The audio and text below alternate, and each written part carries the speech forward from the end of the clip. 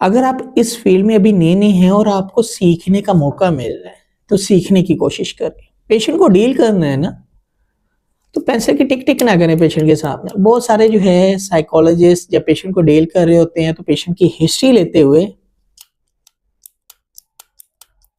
ये काम कर रहे होते हैं। एक तो ये नहीं करना। दूसरा जो है अक्सर अपनी नोटबुक पकड़ी होती है और वहाँ पर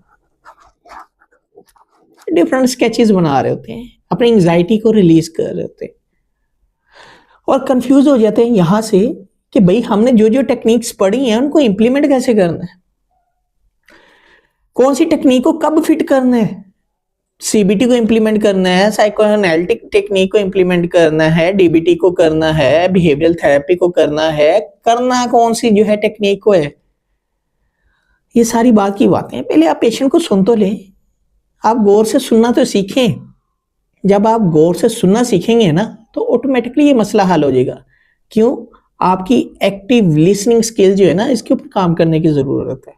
पहले इसके ऊपर काम करें ताकि चीज़ें बेहतर हो सकें।